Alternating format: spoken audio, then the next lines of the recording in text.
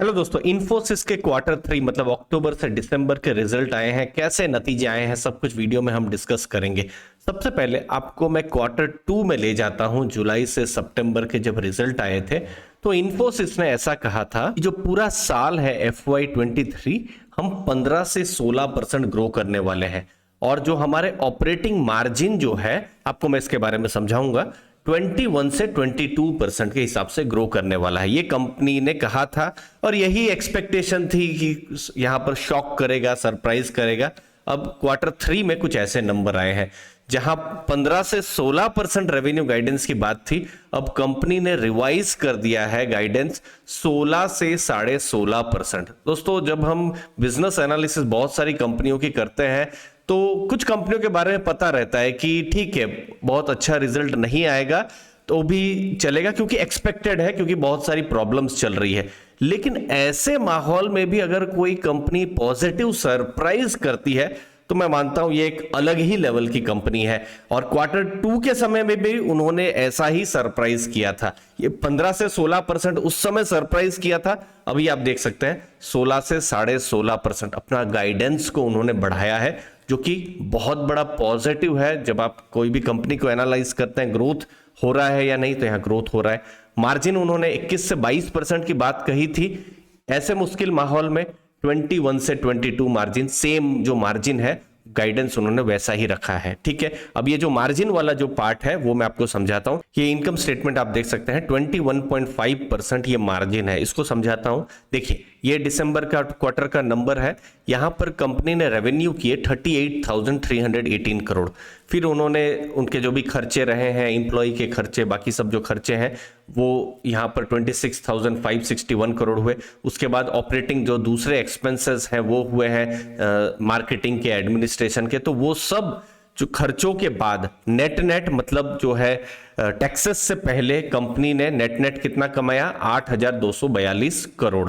तो उसको अगर आप परसेंटेज में रखेंगे कंपेयर टू 38,318 तो आपको 21.5% यहां पर जो है नंबर्स मिलेंगे। अब ये पिछले साल के कंपैरिजन में कम है, जो कि एक्सपेक्टेड है, क्योंकि पिछले साल अगर आप देखेंगे तो जो नंबर्स जो आए थे 2021 के आए थे, जो कि बहुत ही स्ट्रांग नंबर था। ये 2022 के नंबर है। ठीक है, अब क्वार्टर 2 में आप देखेंगे 21.5% ही है, तो ये घटा भी नहीं है, ये बढ़ा भी नहीं है, जैसा है वैसा ही है। और कंपनी ने वही 21 से 22% का मार्जिन का बारे में कहा है, जो कि एक पॉजिटिव चीज है। और जिस हिसाब से अभी क्वार्टर 4 अभी और 3 महीने हैं, ऐसा कंपनी ने गाइडेंस दिया है, रेवेन्यू के नंबर और बढ़ सकते हैं। दोस्तों, हम यहाँ पर क्वार्टर 3 के बहुत सारे रिजल्ट हम एनालिसिस करने वाले हैं। हमारा टेलीग्राम ग्रुप भी दोस्तों आप ज्वाइन कर सकते हैं, जो छोटी इंफॉर्मेशन आती रहेगी, जिसके लिए वीडियो बनाना पॉसिबल नहीं होगा, सब डिटेल्स आपके पास पहुंचती रहेगी। और साथ साथ जो लेटेस्ट म्यूचुअल फंड्स के जो पोर्टफोलियो है वो भी हम टेलीग्राम ग्रुप में अभी हम शेयर कर रहे हैं, आपको वैल्यू जरूर मिलेगी, लिंक डिस्क्रिप्शन बॉक्स में है। अब कैसे रिजल्ट्स आए हैं, जो हमने मार्जिन की बात कही वो तो हुआ ही है। दूसरी चीज है, पिछले 8 क्वार्टर्स में मतलब पिछले 2 साल में सबसे ज्यादा बड़ी डील्स उन्होंने साइन की है, $3.3 बिलियन की। ये अगेन एक पॉजिटिव सरप्राइज है। अगर आप ईयर ऑन ईयर ग्रोथ देखेंगे तो 13.7% ये है कांस्टेंट करेंसी में, और 2.4% है यहां पर क्वार्टर एंड क्वार्टर ग्रोथ। ये कुछ स्ट्रॉन्ग नंबर्स आए हुए हैं। अगर आप ज्योग्राफी के बारे में बात करें, ये मैं इसीलिए नंबर बार बार लाता हूं क्योंकि ये जानना बहुत जरूरी है कि जो बिजनेस है उनका नॉर्थ अमेरिका और यूरोप में काम कर रहा है, जहां से 88% के आसपास का बिजनेस आता है। जब इतना मुश्किल माहौल है यूरोप में और अमेरिका में, स्लोडाउन जैसा माहौल है, जहां पर हमको ऐसा लग रहा है कि क्लाइंट लोग हैं वहां पर रिस्क नहीं ले रहे होंगे, ऐसे माहौल में भी कोई कंपनी कहती है कि हमारा ग्रोथ जो है हम और ज्यादा करेंगे, तो ये पॉजिटिव हो जाता है। बट अगेन मैक्रो जो है इश्यूज तो है ही, मैक्रो चैलेंजेस तो है ही, उस पर कोई दो राय नहीं है। 2023 कैसा रहेगा बहुत ज्यादा यहाँ पर इंपॉर्टेंट रहेगा कि किस हिसाब से यूरोप और नॉर्थ अमेरिका धीरे धीरे करके अपने जो है पटरी में आ रहे हैं या नहीं आ रहे हैं, कैसे आ रहे हैं।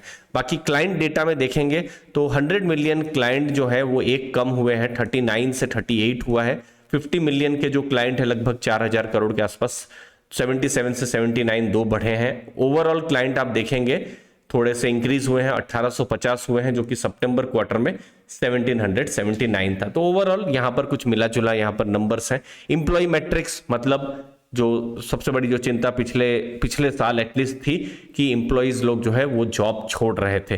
तो जो एट्रिशन वाला जो नंबर है वो अभी आप देख सकते हैं कम हुआ है, 24.3% हो गया है, जो कि सितंबर क्वार्टर में 27.1% था। मतलब 100 में 27 एम्प्लॉय जॉब छोड़ रहे थे। 12 महीने का डेटा देखेंगे तो ये 24.3 है। टोटल एम्प्लॉय आप देखेंगे तो एम्प्लॉय तो बढ़ रहे हैं, लेकिन जैसे हमने टीसीएस में भी देखा था कि कुछ 2000 एम्प्लॉय एक्चुअली में कम हुए हैं। उसका मतलब ये भी नहीं है कि वो लोग जॉब से निकाल रहे हैं, नेचुरल एट्रिशन यहाँ पर होता है, बट यहाँ पर थोड़ा सा एम्प्लॉय इंक्रीज हो रहे हैं। 3.45 लाख था तो 3.46 लाख से ऊपर 3,46,845 अभी एम्प्लॉयज यहाँ पर है। तो एम्प्लॉय जरा सा बढ़े हैं, बट इससे एक स्लो डाउन जैसा एक हिंट तो जाता ही है, क्योंकि देखिए बहुत ज्यादा अगर कोई भी कंपनी एम्प्लॉयज ले रही हो, जब मतलब बहुत ज्यादा डिमांड हो, वो भी एक संकेत देता है। तो इससे एटलीस्ट पता चल रहा है कि डिमांड जो है वो मॉडरेट हो रही है। बट अगेन ऐसे मॉडरेट डिमांड में भी एक स्ट्रांग रिजल्ट यहां पर आ रहा है। मैनेजमेंट ने क्या कहा है कि कंपनी ने मार्केट शेयर को गेन किया है, Q3 के मार्जिन रेजिलिएंट रहे, मतलब मजबूत रहे हैं ऐसे टफ माहौल में भी। एट्रिशन कम हुआ है वो हमने देखा है ऑलरेडी, यहां पर हमने देखा 24.3%, और एक्सपेक्टेड है कि ये और कम यहां पर हो सकता है। और जो हमने लार्ज डील देखी $3.3 बिलियन की, ये स्ट्रॉन्गेस्ट रही है 8 क्वार्टर में। तो ओवरऑल मैनेजमेंट भी यहाँ पॉजिटिव है और नंबर्स ने भी यहाँ पर पॉजिटिव सरप्राइज है। लेकिन क्या मार्केट ने इसे प्राइस्ड इन किया है, मार्केट इसको कैसे रिएक्ट करेगी, वो बहुत ज्यादा यहाँ पर इंपॉर्टेंट हो जाएगा देखना दोस्तों। धन्यवाद आपके टाइम के लिए, थैंक यू।